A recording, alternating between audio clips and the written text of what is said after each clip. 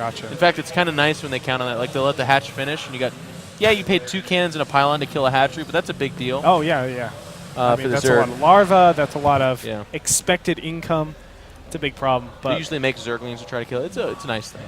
It's not as good as the Daybreak Rush. I mean, if you can block the hatchery at the natural and they try to take their natural at the third, oftentimes you do a 2 pylon, 1 cannon rush there, and it's so far away that there's no way Queen's going to help, and they can only have 1 guy on the cannon itself. And with 2 pylons, you're not going to depower it. It's just super powerful. Well, DdoRo is spawning as the blue, Protoss in the bottom left, Ostojiy in the top right as the red Zerg. Talk a little about PVZ on this map. I mean, where does he actually want to go? My initial thoughts are this third base is so freaking annoying to hold. Like, it can be attacked by 2 different areas. The bottom area, even though it's a little bit longer to get around, it's really nice axis. It forces a lot of sentry force fields to come out. And there can also be attacks in the natural as well. Meanwhile, why would DdoRo, pick a map like this? I know you were a little bit confused by it, but do you have any insight possibly? Sure. I mean, I was more confused just because Entombed is the greater carrot. It's a nice map to go to. This map is a little bit like Daybreak in the sense that, sure, that Roach style does have some proficiency. It's good because you can go towards that natural and you can go towards the multi-entry or entered third, I suppose. Weird way to say that, but I'm going to go with it. Yeah. But as long as the Protoss does a good job sim-sitting, so they can either sim-city the entire ramp leading to the natural, or they can just leave a segment of their army, mostly sentry-based, obviously, for the force fields. And then at the third, you do the half wall that leads down to the bottom of the ramp, connected by the Nexus. You put a couple cannons from there. That's a good place to fight. Once you hold that third base and the Zerg has either exhausted themselves or perhaps made a few mistakes and you've destroyed their army, you can do a 3-base timing from there, or you can muscle up and do a crack at the Zerg where they take their 4th and they go Broodlords, but because they're so far away from their natural and there's a big open face entry to the 4th, it makes it for a really nice map in that sense. And as long as the Protoss kind of follows that path, it's not a bad PvZ map. But would you agree that because it actually is so hard to hold your third and your natural, and because there's so much SimCity, it actually relegates you to going this 15, 16, 17-minute game where that's where you start attacks. That's where you actually start to do things. And, Scarlet has really introduced that really fast hive style. Yeah. Are you afraid of that? I don't know if Ostojiy is actually capable of doing that. Don't get me wrong. But are you afraid of something like that in Cloud Kingdom? Well, I mean, that's kind of what happens. Like, Scarlet's almost a perfect duplicate to Nurchio. It's how Nurchio plays. And Nurchio made Homestory Cup look easy with that very same style on Daybreak specifically, but he also did it on Cloud Kingdom as well. Yeah. So that's certainly the exchange. The Zerg's going to say, sure, you can do that style, and I'm going to make enough Spine Crawlers and have Infestors out early enough where I will absorb your attack, and then because you've spent so much gas on that army, you won't have the proper army to deal with my Broodlords. Yeah. But on the flip side, if a Protoss can do a good job slowing down the Zerg with things like Warp Prisms, Proxy Pylons, perhaps the Cannon Rush, and also little things like, let's say, the macro 4-gate harass, where you're not really committing too much, you're just warping a round or 2 of Zealots and trying to put a hiccup in the Zerg production, or even snipe the third in some cases. Those are ways that you make the Zerg kind of fall out a beat, and if you can do that, you can hit them well before Broodlords, and that's where the dream scenario comes in for you, because the Zerg doesn't want to spend all their money surviving until Broodlords. They want to spend, they want to bank up money actually. I do want to mention really quick that DdoRo did a really weird build in the beginning stage. He actually went 15 Nexus, which isn't so weird, but then went 15 Forge, 15 Gateway, and I believe actually waited for he got probed and then made the cannon directly after that. But that's a lot of probes to be cutting. Normally you will actually start chrono boosting out your probes and then getting the gateway. So this gateway in Cybercore is just about 20 seconds earlier than normal. Where is he going to actually go with this? He hasn't chosen a tech path just yet, but has immediately gotten the +1 and the warp gate. Yeah, it makes me nervous. He does have that third gas. There's that Twilight Council. Gosh, I hope it's not just the same build. That would be really silly, because it did not even get close to working, to be honest with you. Yeah, and again, going for that third gas, not the fourth gas, though. And it's important to note, too, that the third gas is the one tucked away, further away from what would normally be scouted, so that Overlord on the cliff line is just now seeing a fourth gas. Sometimes you don't take that gas, and the Zerg assumes it's a 2-gas base build, and you get some DT builds out of that. I know Huck likes to do that a lot, actually. Gotcha. We might see that here really anyways, nice. unless the Overlord just scouts it. I don't think he will see it, but he does see a couple of gateways coming up here now. This Twilight Council hasn't yet started making anything. Dark Shrine goes down. Absolutely. Very interesting, but you know, this kind of expected from what we were talking about earlier on. DdoRo isn't known as being the most macro-efficient player. He likes to mix in those mind games. He likes to make sure that you can defend against a huge range of builds and go from there. I mean, I think a certain part of DdoRo's gameplay that's missing, and I've only seen him play this series and Scarlet, so don't take this too far because I'm not a historian of DdoRo play, but he doesn't really push out with a Stalker or a Zealot. He does not grab his own towers. He's not really interested in hiding probes or getting probes out on the map to make the Zerg nervous. If I'm a Zerg playing DdoRo, yeah, I'm worried about his aggressive builds. Okay, there is a probe out there. That's good. But I probably feel pretty comfortable in knowing that he's got one big thrust. He's got something happening in about 10 minutes, 30 seconds, or 11 minutes. And as long as I'm in an okay position at that time, I'm probably going to withstand it and then beat him. So I'm going to sack 2 or 3 Overlords, and I'm going to spread out my creep and I'm going to grab the towers for myself. But after that, I'm going to make 60, 70 drones and then start making roaches and probably win the game. And that way you know for sure exactly what you're going against when you sack all those Overlords, and you can play it really, really efficiently. All these spawns are getting scouted right now. Yeah, such a shame. DTs are warping in somewhere, though. There they are. They get spotted so early. Look at this. There's no way the Zerg doesn't see that. Now, Lair is up already, so the Overseer is going to turn into They're going to do 0 damage. There's going to be an Overseer pretty soon here. Now they can just split up, and they'll be really efficient, but look at this. He just stops. And I actually agree with this. Well, it's the best of a worst situation. Yeah, exactly. Losing your Dark Templars does absolutely nothing, even if it's your 2 drones. You might as well keep them a little bit later and use them for Archons or even add a DPS. They actually have very high DPS.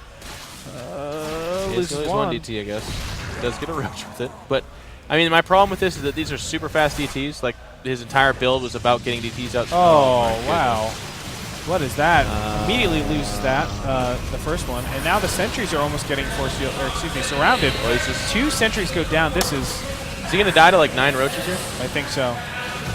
Loses all 3 sentries. That means like going further into the game, any push is significantly weakened. This is a lot that he could lose. And we can see that Burrow has already been upgraded. There is no Robo. The Robo just now going down, which means the 3rd cannot really be taken until that Robo completes. I mean, he's going to try, and I don't blame him. He's really far behind, so you have to take a gamble around here. But if those roaches just show up over there, they should burrow when they get 50% health and just keep doing that over and over again, especially when you see DT. It's not common to get Blink, DT, and an Observer. I mean, that's a lot of gas. So he's going to try to make cannons here. Most definitely. And at this point, I mean, Ostojiy is doing everything right. He's even upgrading, which is awesome. He has +1 attack, melee attack, rather. This is 160 Zerg versus 80 supply Protoss in a moment here. Yeah, and this is in a position that's really a winnable fight. Taking out the 3rd base, this was to be expected. Ostojiy just exerting his map control and now going into the main army, burrowing yet again. I love that. Beautiful choice. And let the force fields just go away and come back with a bigger army. This is perfect. Yeah. Oh, look at that. Even has enough room to squeeze out. And it's just going to back up. Really, I mean, there's no need to fight here, but it doesn't Why hurt not? type of deal. Yeah. I mean, he knows that the Protoss is on 2 bases. He knows he's taxed for resources. DTs are still out, so he's got to be wary of that. I think he made 3 Overseers when the DTs first came, so we even see Spore Callers just to cover the bases. I mean, that's just safe play from Ostojiy. But 3rd base is going to get attempted again. He's down about 70 supply, which, to be quite honest, at this stage, between about 11 minutes and 14, the Protoss is going to be behind in supply. It's just kind of a question of how much. Yeah. And this disparity is quite a bit. Yeah, and look how many sentries are out in the field and how little energy they actually have. That means they're all new. That also means that there doesn't exist an ability to actually tech to anything extremely fast. Right? You're only on 4 gas for so long. You can't go Colossus behind this. There isn't any hidden Void Rays or hidden High Templars that go behind this. It's just Gateway Army. Yeah, I mean, DdoRo's done a lot, I think, wrong, as strong as language as that is. But I'll say this, he's in a position to win this game. I mean, it is possible. Right now he's going to get picked apart a little bit here. That 3rd might get canceled. This would go a long way to proving my point completely wrong, and it does get canceled. But the upgrades of our Zerg player, not that impressive.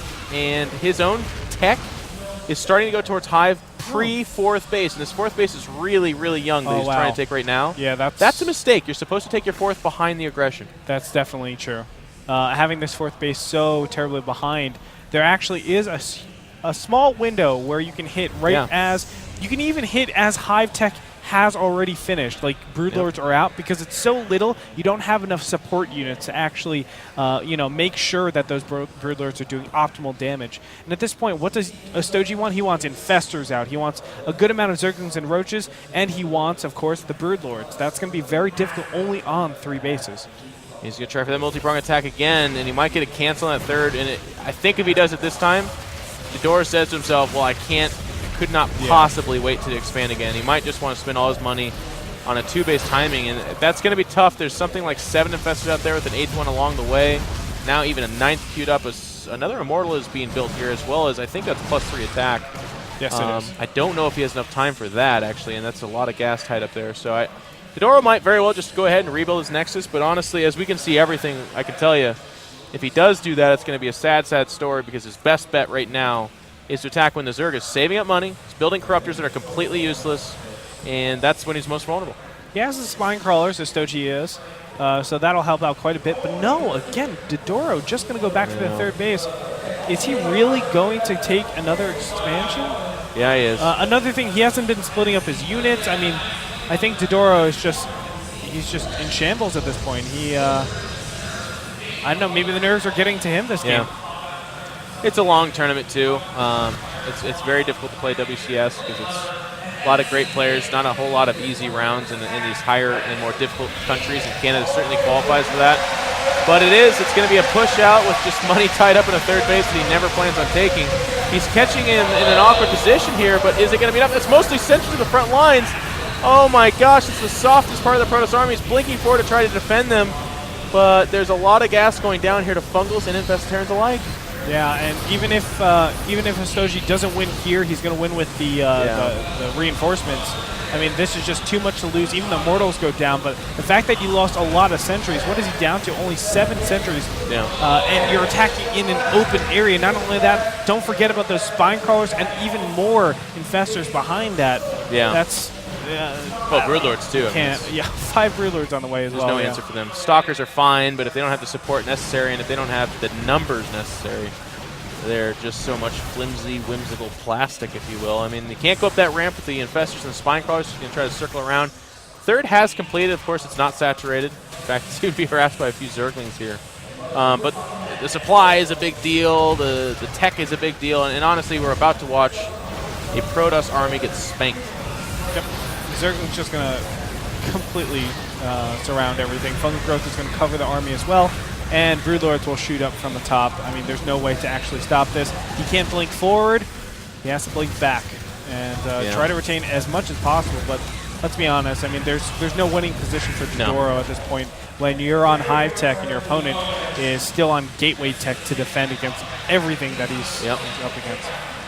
I mean, he's Chrono Boosting on his armor upgrade. He's just going to try to make as many stocks as possible. There's no way he can afford a Stargate now. He has nothing for Archons in terms of resources. He's getting, he's down by about 70 supply, and this 3rd's very, very late. So, I mean, again, I hate to dog on DdoRo. I don't want to make it sound like, I don't like the guy or something like that. It's just he's getting outclassed here. Ostojiy's got a date with Destiny. He's going to go up and have a rematch with the person that he took a game off of, the only person to do that.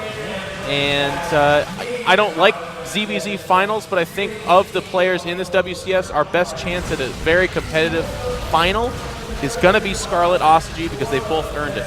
Yes. I mean, they've trained so hard.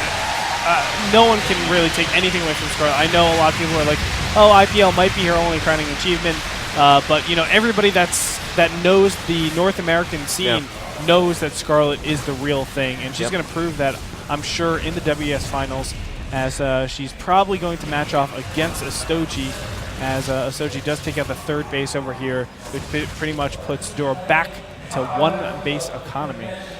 Yeah, I mean, really felt like Doro was actually just going to tap out, so I feel a little bit premature now, but he's going to push out with Zealots. I mean, every time a Protoss makes sentries when they're on like 1 base economy, they're waving a white flag. We just don't know it yet because those are 2 Stalkers. There's a the GGWP Congrats is the style that he went with here. And Ostojiy comes back from an 0-1 deficit. And again, I think this PVZ is a pretty good display of what Protoss need to do to beat great Zergs. There has to be some element of early game confusion that can be with false aggression or false information that leads into real aggression, but there has to be some duping going on there. And that robotics cancel threw our Zerg player for a loop. Of course, he then forgot upgrades. His army composition was very confused, and he went down pretty easily. I think DdoRo just rolled him over. His 3 bases were always safe. The Mutas killed like 5 probes, and that was it. But then in the other 2 games, no real confusion, great scouting from the Zerg, and he murders the Protoss. So would you say, like, a robotics, would you even mind keeping up the robotics bay and just saying, like, hey, let it be there, but I can just still do immortal pushes, I can still do that type of stuff? That's we fun? see a lot of Protoss do that kind of thing. Even sometimes in the PvT matchup, you'll make like 1 no-range Colossus. Yeah, I've seen that. And you'll get them to go, oh no, I need 10 Vikings, and then it's for 1 Colossus. The same is true in PvZ. And it's actually even more dangerous because the Colossus really does so much damage to Zerglings. Yeah. If they try to go the Infestor route, they do a lot to infest the Terrans. Of course, by then you actually just want to go Colossus anyways. But I guess the point I'm trying to make is I agree with you 100%. I really do think that you could leave it up, you could take it down, but in either case, you need to be taking into account what the Zerg's doing. Like, they're in control in the early game. It's our job to make sure that they fall away from their game plan. Well, that being said, Ostojiy is going to win it in the in the losers bracket finals to DdoRo. DdoRo takes 3rd place and $1,500, and Ostojiy needs to win 2 best-of-3 series against Scarlet if he wants his chance at the #1 place for a $6,000 prize pool. And apparently, he's going to Shanghai, China. Did you see that? No. It's on Reddit. For what? For WCS, what's it called? Championships. Oh, I thought it was for the North America one in Raleigh. No, like the World Championships. He's just going to go anyways? The head, might be, I don't know. I think he has to qualify for that. He has to win the Continental. Oh, yeah, that's right, the Continental one. Yeah. But his chance to go to Shanghai, China. He has a chance. But, I mean, actually, all top 10 from here at WCS Canada actually earned an all-expenses-paid trip to MLG Raleigh, where WCS North America Continental will be played, which is another prize pool, more great players, more exposure. And honestly, a lot of people are talking about how North American players don't get a lot of exposure because a Golden or a Sleep comes and they qualify for all of our tournaments. But the WCS is the best way to do that. And look at the players that are coming out. Vibe wins America. Scarlet and Ostojiy are in the finals for Canada. Everyone was talking about Huck. Not many people were talking about Scarlet. Well, guess what? She deserves it, and so does Ostojiy, and they're making for some great storylines. Yep, definitely. And Huck even said himself that Scarlet is the 2nd best player in Canada. That should show you the type of respect that Scarlet should receive. And if you guys don't, to him, is that what you're saying? Yeah, probably 2nd to him. How sick is that? That's really nice of him to say. Like he says, "Oh, I'm top 3 control. 2nd to me, though." You know. Oh, Killer just beat Phoenix for South America. Thank you, producer Mike. Vibe wins the United States. Killer, a Zerg player, wins South America. I didn't even know Phoenix was still alive, by the way. CVZ in Canada.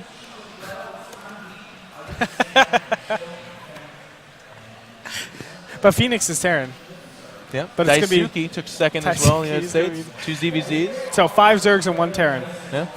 Not bad. I wish they would have ran this around the Heart of the Swarm time when like the mothership's teleporting around a different Nexi and has like a range 13, 40 attack. It'd be pretty cool. Anyway, guys, that's going to do it for the lower bracket finals. Meet us back up in the winners bracket finals, where we actually the grand finals, excuse me, of the WCS, where we see Scarlet against Ostojiy. We'll be back after I guess a break. So take it easy.